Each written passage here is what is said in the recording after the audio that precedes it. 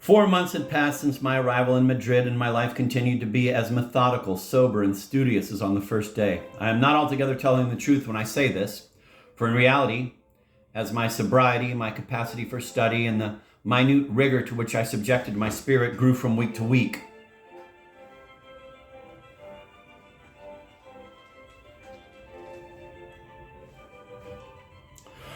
I felt myself reaching that limit of daily discipline composed of the ritualized perfecting of each moment, which leads by a direct shortcut to the very border of asceticism.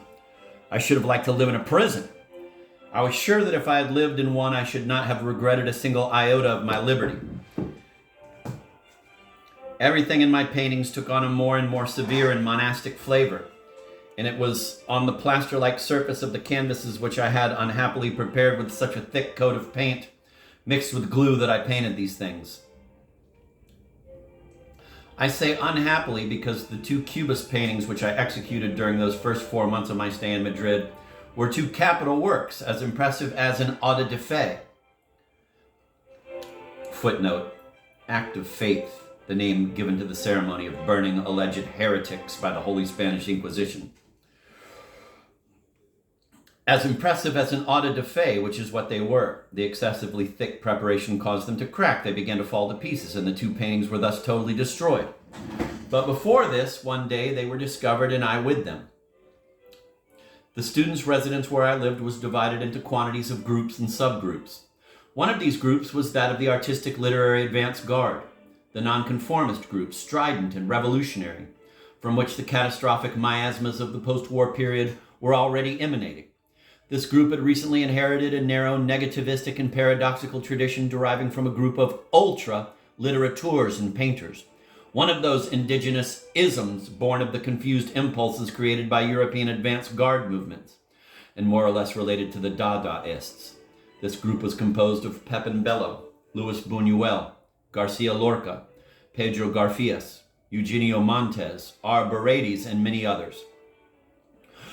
But of all the youths I was to meet at this period, only two were destined to attain the dizzy heights of the upper hierarchies of the spirit: Garcia Lorca in the biological, seething, and dazzling substance of the post-Gongoristic poetic rhetoric, and Eugenio Montes in the stairways of the soul and the stone canticles of intelligence. The former was from Granada, and the latter from Santiago de Compostela. One day when I was out, the chambermaid had left my door open, and Pepin Bello happened to pass by, saw my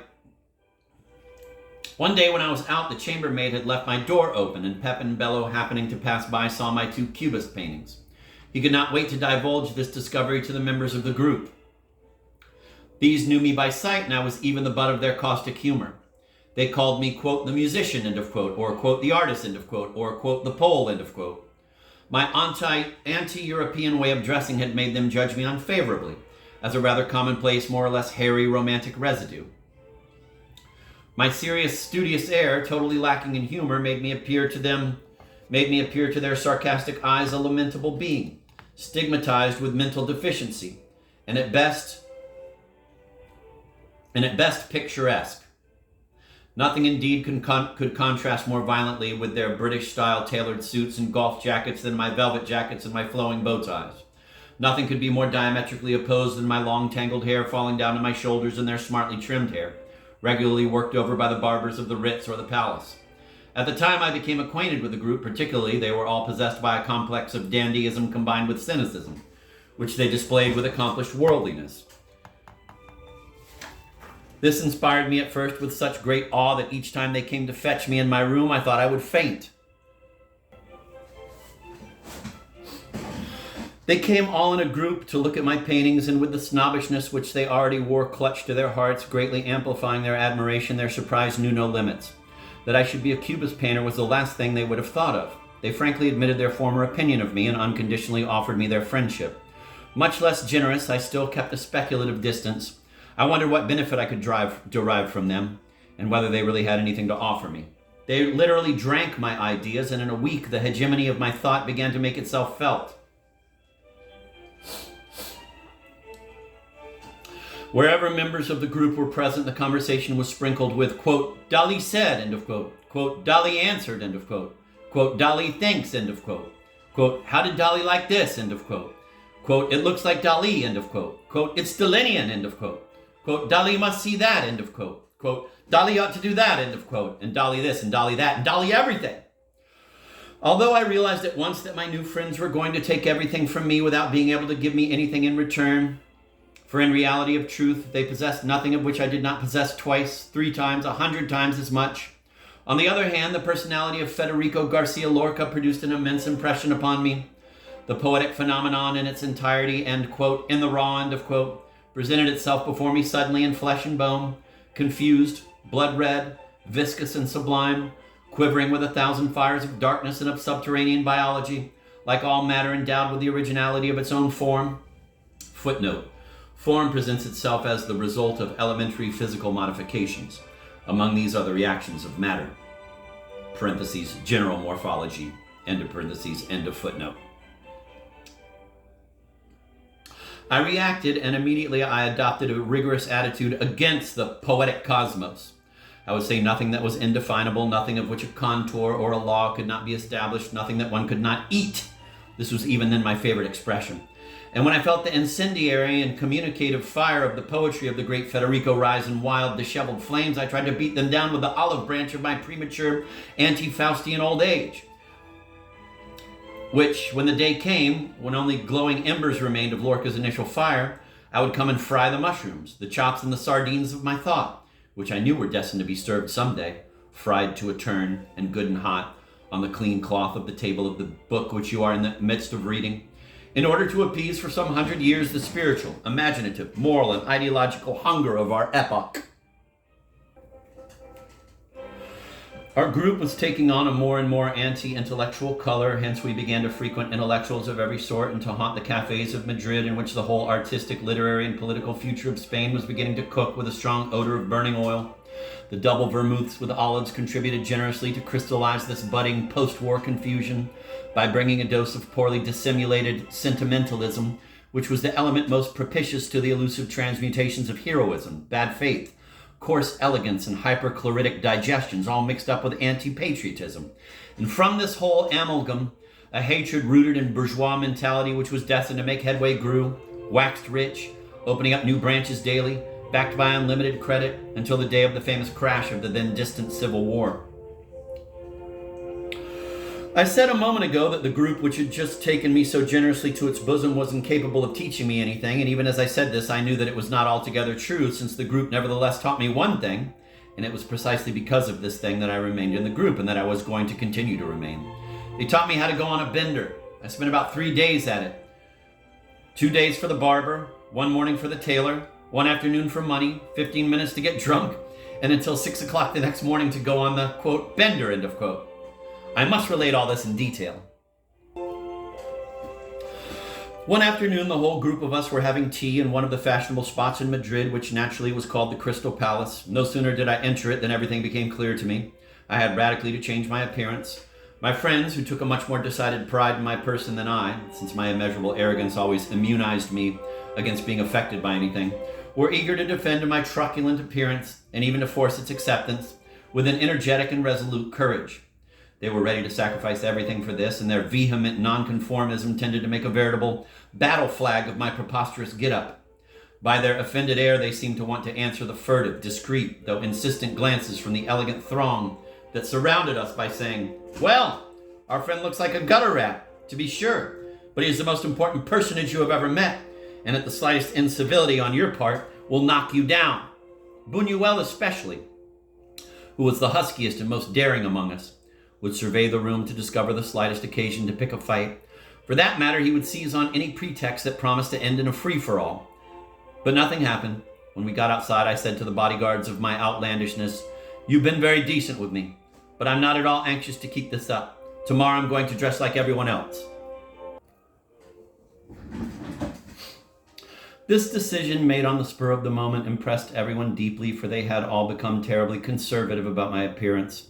My decision was discussed endlessly and with the same kind of emotion that must have possessed Socrates' disciples when he stoically announced that he was going to drink the hemlock. They tried to make me go back on my decision as though my personality were attached to my clothes, my hair and my sideburns and ran the risk of being destroyed and of disappearing along with the paralyzing aspect of my amazing capillary and sartorial emblems. But my decision was irrevocable. The principal and secret reason was that I was bent on something which suddenly appeared to me as of capital importance. I wanted to be attractive to elegant women. And what is an elegant woman? I had found out just now in the tea room by observing one sitting at the opposite table. An elegant woman is a woman who despises you and who has no hair under her arms. An elegant woman is a woman who despises you and who has no hair under her arms. On her, for the first time, I had discovered a depilated armpit, and its color, so finely and delicately blue-tinged, appeared to me as something extremely luxurious and perverse. I made up my mind to study, quote, all these questions, end of quote, and to do so, as I did everything, thoroughly. The next morning I began at the beginning with my head. However, I did not dare go directly to the Ritz barbershop, as my friends had recommended. I therefore went in search of an ordinary barber. I thought I would have him do it just roughly, and have the rest of my hair properly cut at the Ritz in the afternoon. But each time I reached the door of a barbershop, I would suddenly be seized with timidity and decide to go elsewhere. The time it would take to say cut my hair was really a difficult moment to get across. Toward the end of that afternoon, after 1,000 hesitations, I finally made up my mind to it. But as soon as I saw the white towel in which the barber had enveloped me become covered with my ebony black strands, I was seized for a moment with a Samson complex. What if the story about Samson were true? I looked at myself in the mirror in front of me, and I thought I saw a king on his throne. But this produced in me a great uneasiness. Nothing, in fact, more resembles the grotesque parody of a royal ermine cape than the large and solemn white towel sprinkled with the black tails of our own hair that are being snipped off our heads. It is curious, but that is how it is. It was the first and the last time in my life that for several minutes I lost faith in myself. My image of a king child appeared to me suddenly as a painful case of biological deficiency, the product of a catastrophic disequilibrium between my sickly, feeble, backward constitution and a precocious but sterile intelligence, incapable of functioning in the realm of action, with nothing to look forward to but the degeneration of the terribly incomplete and spiritually aged freak that I was.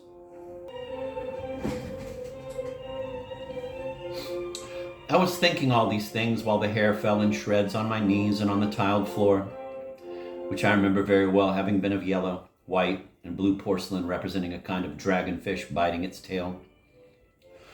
Was I perhaps an imbecile like all the others? I paid, gave the tip, and headed toward the Ritz where the barber would put the finishing touches on the work. As soon as I was in the street with the barber's door shut behind me, I felt myself a different man, and all my recent scruples and fears melted in an instant like a soap bubble. I knew that the slamming of that door had separated me forever from the swampy blackness of my hair, which they must now be sweeping up. I no longer regretted anything, and with the allegorical, age-avid mouth of the Medusa of my anti-sentimentalism, of my anti-Faust, I spat the last unprepossessing hair of my adolescence upon the pavement of time. Instead of going to the barber's when I reached the Ritz, I headed for the bar and asked for, quote, a cocktail, end of quote. I'm going to reread that whole small paragraph because I was very unhappy with my performance. As soon as I was in the street with the barber's door shut behind me, I felt myself a different man, and all my recent scruples and fears melted in an instant like a soap bubble. I knew that the slamming of that door had separated me forever from the swampy blackness of my hair, which they must now be sweeping up. I no longer regretted anything, and with the allegorical, age-avid mouth of the Medusa of my anti-sentimentalism, of my anti-Faust, I spat the last unprepossessing hair of my adolescence upon the pavement of time. Instead of going to the barber's, when I reached the Ritz, I headed for the bar and asked for, quote, a cocktail, end of quote. What kind will you have? Asked the bartender. Make it a good one, I said, not knowing there were several kinds. It tasted horrible to me, but at the end of 5 minutes, it began to feel good inside my spirit. I definitely dropped the idea of the barber for the afternoon. and asked for another cocktail. I then became aware of this astonishing fact. In 4 months, this was the first day I had missed school. And the most stupefying part of it was that this did not give me the slightest feeling of guilt. On the contrary, I had a vague impression that this period was ended and that I would never return. Something very different was going to come into my life.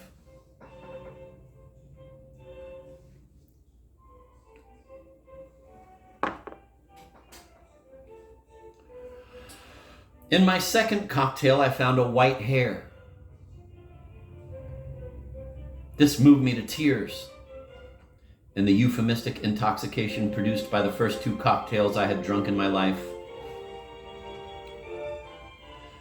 this apparition of a white hair at the bottom of my glass appeared to me to be a good omen.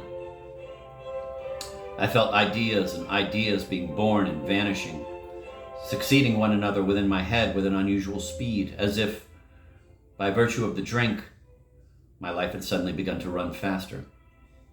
I said to myself, "This is my first white hair." And again I sipped that fiery liquid, which I had to swallow with my eyes shut because of its violence. This perhaps was the, quote, elixir of long life, end of quote. The elixir of old age. The elixir of the anti-Faust.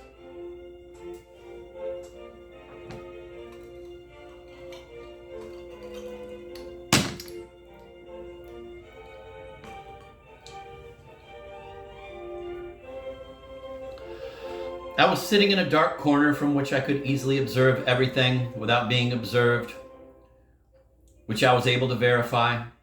As I had just said, elixir of the anti-Faust aloud, and no one had noticed it. Besides, there were only 2 persons in the bar in addition to myself, the bartender, who had white hair but seemed very young, and an extremely emaciated gentleman who also had white hair and who seemed very old.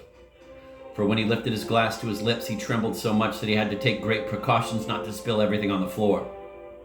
I found this gesture, betraying a long habit, altogether admirable and of extreme elegance. I would so much have liked to be able to tremble like that. And my eyes fastened themselves once more on the bottom of my glass, hypnotized by the gleam of that silver hair. "Naturally, I'm going to look at you close," I seemed to say to it with my glance. For never yet in my life have I had the occasion, the leisure, to take a white hair between my fingers, to be able to examine it with my avid and inquisitorial eyes, capable of squeezing out the secret and tearing out the soul of all things.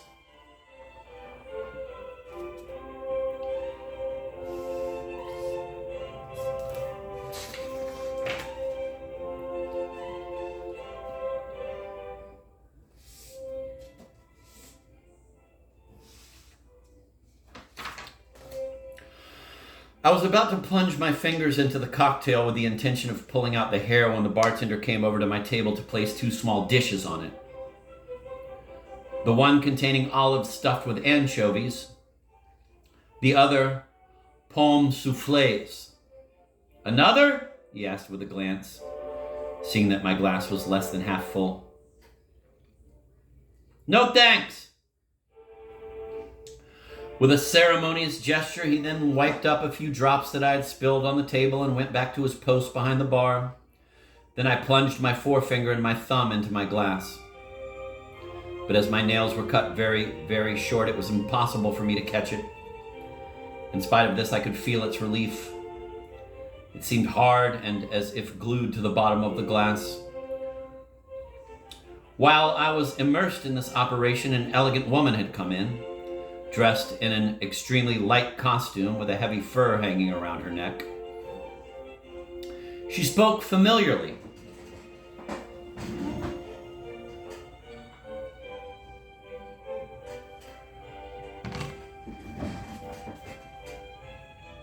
Lazily to the bartender, full of respectful solicitude. The latter was preparing for her something that required a great din of cracking ice. I immediately understood the subject of their conversation, for an imperceptible glance cast by the bartender toward the spot where I was sitting was followed after a short interval by a long, scrutinizing gaze from the lady.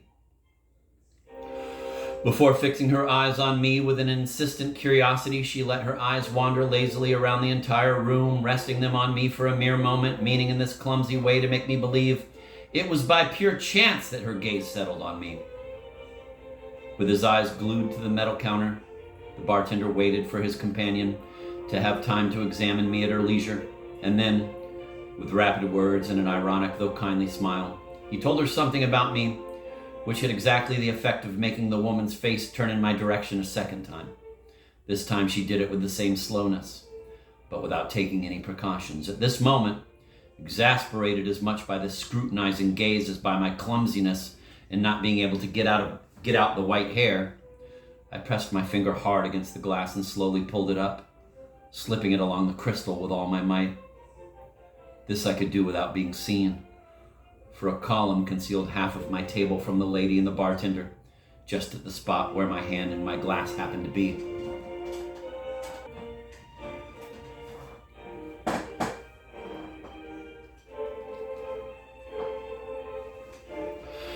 I did not succeed in detaching the white hair, but suddenly a burning pain awakened in my finger. I looked and saw a long cut that was beginning to bleed copiously.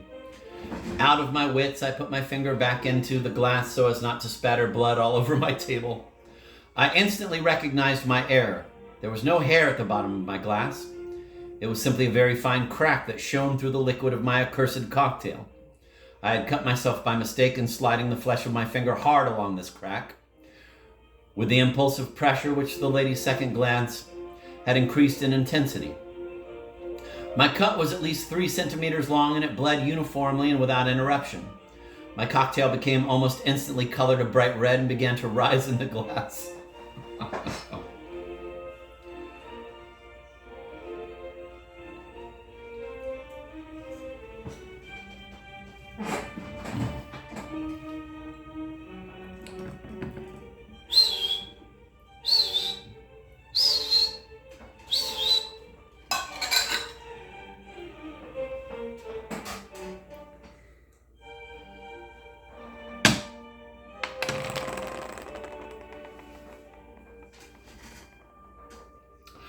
I was sure I knew what the bartender had said to the lady. He had told her that I was most likely a provincial who had dropped in here by chance, and that not knowing what kind of cocktail to order, I had naively asked him to make it a good one.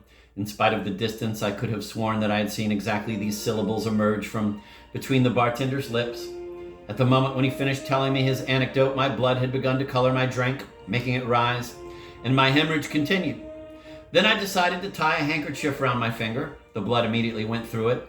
I put my second and last handkerchief over it, making it tighter. This time the spot of blood which appeared grew much more slowly and seemed to stop spreading. I put my hand in my pocket and was about to leave when a Dalinian idea assailed me. I went up to the bar and paid with a 25 peseta bill. The bartender hastened to give me my change. My drink was not more than 3 pesetas. "That's all right," I said with a gesture of great naturalness, leaving him the whole balance as a tip. I have never seen a face so authentically stupefied. Yet I was already familiar with this expression. It was the same that I had so often observed with delight on the faces of my schoolmates when as a boy I had exchanged the famous 10 centimo pieces for 5s. This time I understood that it worked exactly the same way for grown-ups, and I at once realized the supremacy of the power of money. It was as if by leaving on the bar the modest sum of my disproportionate tip I had, quote, broken the bank, end of quote, of the Hotel Ritz. But the effect I had produced did not yet satisfy me, and all this was but the preamble to that Dalinian idea which I announced to you a while ago. The 2 cocktails I had just drunk had dissipated every vestige of my timidity, all the more so as I felt after my tip that the roles were reversed and that I had become the author of intimidation. An assurance and perfect poise now presided over the slightest of my gestures. And I must say that everything I did from this moment until I reached the doorstep was marked by a stupefying ease. I could read this constantly on the face of the bartender, as in an open book.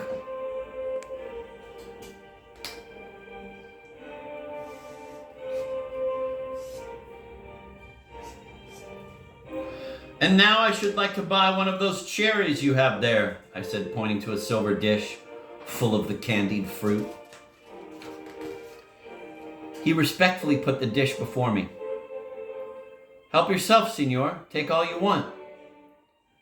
I took one and placed it on the bar. How much is it?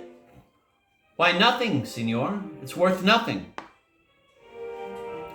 I pulled out another 25 peseta bill and gave it to him. Scandalized, he refused to take it. Then I give you back your cherry. I put it back into the silver dish. He reached the dish over to me, beseeching me to put an end to this joking. But my face became so severe and contracted, so offended, so stony, that the bartender, completely bewildered, said in a voice touched with emotion, "If the senor absolutely insists on making me this further present, I insist," I answered, in a tone which admitted of no argument. He took my 25 pesetas, but then I saw a rapid gleam of fear flash across his face. Perhaps I was a madman? He cast a quick glance at the lady seated beside me at the bar, whom I could feel staring at me hypnotically. I had not looked at her for a single second, as though I had been completely unaware of her presence, but now it was to be her turn. I turned toward her and said, "Senora, I beg you to make me a present of one of the cherries on your hat." "Why, gladly," she said with agile coquettishness, and bent her head a little in my direction. I took hold of one of the cherries and began to pull it. But I saw immediately that this was not the way to do it, and remembered my long experience with such things. My aunt was a hat maker, and artificial cherries had no secrets for me. So instead of pulling, I bent the stem back and forth until the very slender wire that served as its stem broke with a snap, and I had my cherry. I performed this operation with a prodigious dexterity and with a single hand, having kept my other, wounded, hand buried in the pocket of my coat.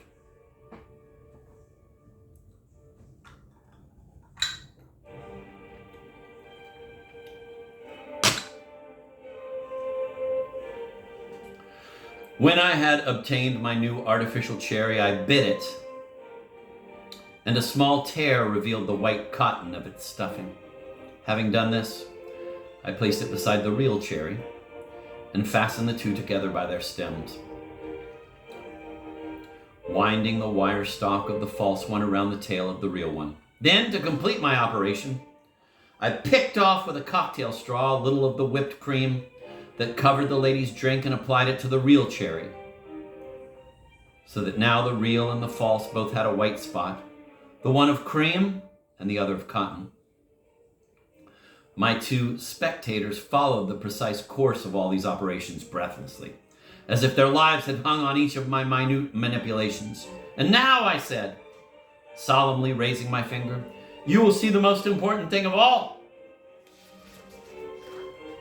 Turning around, I went over to the table I had just occupied, and taking the cocktail glass filled with my blood and holding my hand around it, carried it cautiously and daintily, put it down on the metal top of the bar, after which, quickly removing my hand from it and picking up the two cherries by their joined stems, I plunged them into the glass.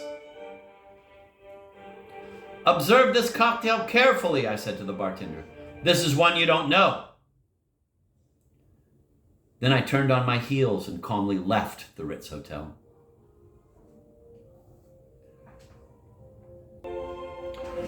I thought over what I had just done, and I felt as greatly moved as Jesus must have felt when he invented Holy Communion.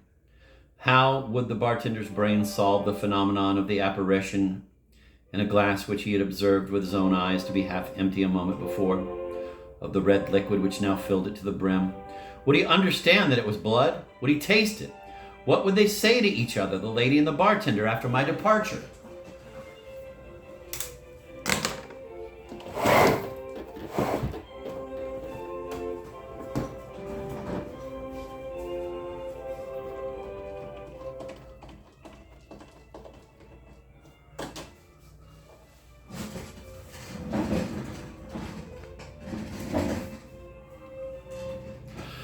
From these absorbing meditations, I passed abruptly and without transition to a mood of joyous exaltation. The sky over Madrid was a shattering blue, and the brick houses were pale rose like a sigh filled with glorious promises. I was phenomenal. The distance which separated the Ritz Hotel from my streetcar stop was rather long, and I was hungry as a wolf. I began to run through the streets as fast as my legs would carry me. It astonished me that people I passed were not more surprised at my running. They barely turned their heads in my direction and continued about their business in the most natural way in the world. Peeved by this indifference, I embellished my run with more and more exalted leaps. I had always been very adept at high jumping, and I tried to make each of my leaps more sensational than the last. If my running, unusual and violent though it was, had not succeeded in attracting much attention, the height of my leap surprised all passers-by, imparting an expression of fearful astonishment to their faces which delighted me. I further complicated my run with a marvelous cry. Quote, "Blood is sweeter than honey," end of quote. I repeated to myself over and over again. But the word honey, I shouted at the top of my lungs, and I pushed my leap as high and hard as I could. Blood is sweeter than honey! And I leaped. In one of these mad leaps, I landed right beside a fellow student of the School of Fine Arts who had never known me otherwise than in my studious, taciturn, and ascetic aspect. Seeing him so surprised, I decided to astonish him even further. Making as if to whisper an explanation of my incomprehensible leaps, I brought my lips close to his ear. "Honey!" I shouted with all my might. Then I ran toward my streetcar, which was approaching, and jumped aboard, leaving my co-religionist in study glued to the sidewalk and looking after me till I lost sight of him. The next day, the student told everyone, "Dali is as crazy as a goat."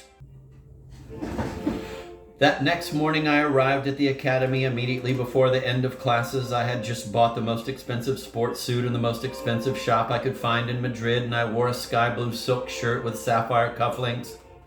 I had spent 3 hours slicking down my hair, which I had soaked in a very sticky brilliantine and set by means of a special hairnet I had just bought, after which I had further varnished my hair with real picture varnish. Footnote. Removing this varnish from my head was a whole drama. The only way to dissolve it was by dipping it in turpentine, which was dangerous for the eyes. After this, except on the occasion that I shall describe in its proper place, I never used picture varnish again, but I achieved almost the same effect by adding white of egg to the brilliantine.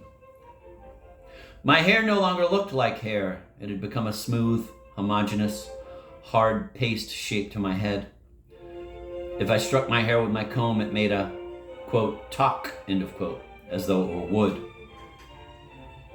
My complete transformation, effected in a single day, created a sensation among all the students of the School of Fine Arts, and I immediately realized that, far from getting to look like everybody else as I had tried to, and in spite of having bought everything in the most exclusive and fashionable shops, I had succeeded in bringing these things together in such an unusual way that people still turned round to look at me as I went by exactly as they had before. Nevertheless, my potentialities as a dandy were now definitely established. My grubby and anachronistic appearance was replaced by a contradictory and fanciful amalgam, which at least produced the effect of being expensive. Instead of inspiring sarcasm, I now released an admiring and intimidated curiosity. On coming out from the School of Fine Arts, I ecstatically savored the homage of that street, so intelligent and full of wit, in which spring was already seething. I stopped to buy a very flexible bamboo cane from whose leather sheathed handle dangled a shiny strap of folded leather. After which, sitting down at the terrace of the Café Bar Regina and drinking 3 Cinzano vermouths with olives, I contemplated in the compact crowd of my spectators passing before me the whole future that the anonymous public already held in reserve for me in the bustle of their daily activities that left no trace. Activities devoid of anguish and of glory. At 1 o'clock, I met my group in the bar of an Italian restaurant called Los Italianos, where I had 2 vermouths and some clams, after which we went over to occupy a table which was reserved for us. The story of the tip I had given the bartender had spread like wildfire into the dining room, and when we got there, all the waiters saw us coming and stood at attention. I remember perfectly the menu that I selected on that first day at the restaurant. Assorted hors d'oeuvres, jellied madeleine, macaroni au gratin, and a squab, all this sprinkled with authentic red Chianti. The coffee and the cognac served as a further stimulant to the continuance of the principal theme of our conversations, which was none other than the initial theme of the vermouth developed in the course of the meal, and which naturally was, quote, anarchy, end of quote.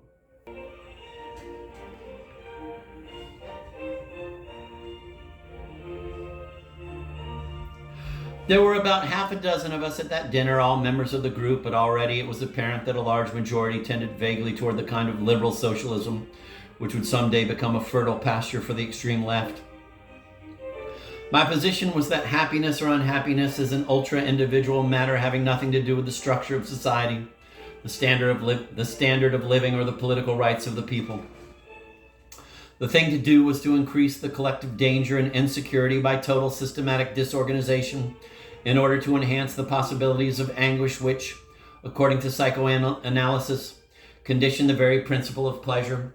If happiness was anyone's concern, it was that of religion. Rulers should limit themselves to exercising their power with the maximum of authority, and the people should either overthrow these rulers or submit to them. From this action and reaction can arise a spiritual form or structure, and not a rational, mechanical, and bureaucratic organization. The latter will lead directly to depersonalization and to mediocrity. But also, I added, there is a utopian but tempting possibility. An anarchistic absolute king, Ludwig II of Bavaria, was after all not so bad. Polemics gave an increasingly sharp form to my ideas. Never has it served to modify my ideas, but on the contrary, to strengthen them. Let us examine, if you will, the case of Wagner. Consider the Parsifal myth impartially from the social-political point of view. I reflected for a moment and, as if overcoming my doubts, turned to the waiter who had quickly become corrupted by our intellectualism and never missed a word of our discussions. "Waiter, please," I said, and he stepped forward respectfully. "On thinking it over, I think I'd like a little more toast and sausage." He went immediately. I called after him, "And another drop of wine." The case of the Parsifal myth, considered from the political and social point of view, did in fact require still further reinforcements. Leaving the Italian restaurant, I went back to the student's residence to get some more money. What I had taken in the morning had been incomprehensibly spent. Getting money was simple. I went to the resident's office, I asked for the sum I wished, and I signed a receipt. When I had finished my business at the residence, our group reconstituted itself at the table of a German beer house where authentic brown beer could be had. With it, by way of accompaniment, we ate some 100 cooked crabs, the shelling and sucking of whose legs was most propitious to the continued development of the Parsifal theme. Evening fell very fast, as if by miracle, and we were obliged to move to the palace in order to drink our aperitif, which this time consisted of just 2 martinis. These were my first dry martinis, and I was to remain pretty faithful to them from then on. The soufflés potatoes disappeared dizzily from our table, but immediately a swift and willing hand brought new ones in their place. The question soon arose as to where we should eat. The idea of returning to the clean and sober refectory of the student's residence did not occur to me for a moment. I have always adored habits, and when something has succeeded, I am capable of adopting it for the whole rest of my life. Suppose we return to the Italians. Everyone acclaimed this suggestion. We telephoned to Los Italianos to reserve a small dining room, and we patiently directed our footsteps toward this spot, with a growing famine devouring our entrails. The dining room was small but charming. There was a black piano with lighted pink candles on it and a wine stain on the wall as visible as a decoration. What shall we eat? I should be lying if I were to tell you that I can remember. I know only that there was white wine and red wine in abundance, and that the conversation became so stormy, everyone shouted so loudly, that I ceased to take part in it. Sitting down to the piano, I tried to play Beethoven's Moonlight Sonata with one finger. I even succeeded in inventing an accompaniment for my left hand, and they had to tear me from the piano by main force in order to take me along to the Rector's Club at the Palace, which was one of the smartest places, to drink a little champagne. This, quote, little, end of quote, I knew was a good deal, for after all the hour was approaching at which I had already planned to get drunk. Once we were seated, Buñuel, who was more or less our master of ceremonies, suggested, "Let's begin by drinking some whiskey, and later on we'll eat a few tidbits before going to bed, and then we'll take some champagne."